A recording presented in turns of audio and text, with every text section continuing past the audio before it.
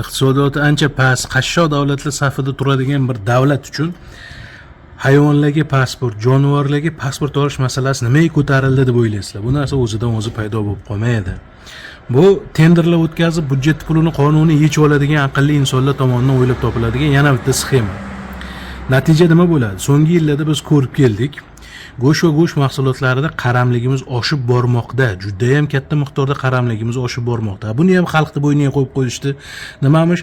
Xalq ko'p go'sht yeb qo'yayotganmiz, shuning uchun shunaqa bo'lganmiz. Kechirasizlar, balki xalqimiz ko'proq go'sht ishlab chiqara olmay qolgandir. Sizlar yerlarni kimlardandir tortib qo'yganinglar uchun yoki o'zingizlarni manfaatingizda ertadan ketgacha dehqon peshona teri bilan ekkan ekinlarni istagan paytda buzib tashlaganinglar uchun deb hech kim o'ylab ham ko'rmadi.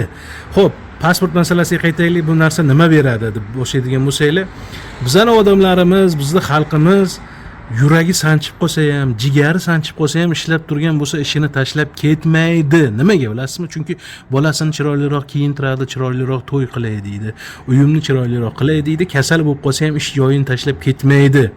Bunaqa xalqqa, bunaqa mehnatsevar xalqqa siz ana tug'ilgan mushukchangga, kuchukchangga, itingga, qo'yingga, molingga majburan pasport olishing kerak desa, mayli u hozircha balki bepuldir, kelajakda baribir yig'imla talab qilishni boshlasanglar kerak. Natija nima bo'ladi? Yaxshi, shu hayvonni men boqmay qo'ya qolay deydi. Kelajak nima bo'ladi? Yoshlar chorvachilik bilan shug'ullanmaydi. Mamlakat kundan kunga import mahsulotlariga bog'lanib boraveradi. Mamlakatga olib kiriladigan import mahsulotlari esa kattakonlarimiz tomonidan nazorat qilinadi.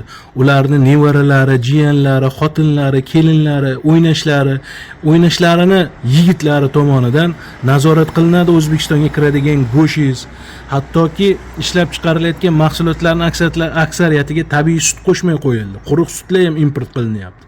Meva-cheva, oziq-ovqat mahsulotlari, keling o'sha kartoshkani olaylik oddiy. Bugun urug'chiligimiz ham o'lib bo'lgan. Biz xorijdan urug'chilikka bog'lanib qolganmiz. Bugun ekilayotgan aksar oddiy kartoshkani, boshqa mahsulotni aytmayman. Oddiy kartoshkani ekkaningizdan keyin undan urug' olib o'zingiz qaytadan eka olmaysiz. Genetik modifikatsiya qilingan va bu kartoshka urug'ini yana qaytadan o'sha urug'chiligi rivojlangan Gollandiya kabi davlatlardan sotib olishimiz kerak bo'ladi. Xo'p, biznikilar nima qilyapti?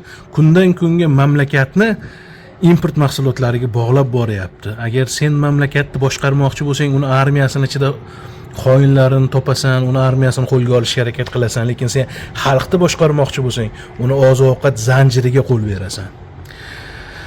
Oziq-ovqat zanjiriga qo'l berasan. Afsuski, menimcha siz tushundingiz hammasi.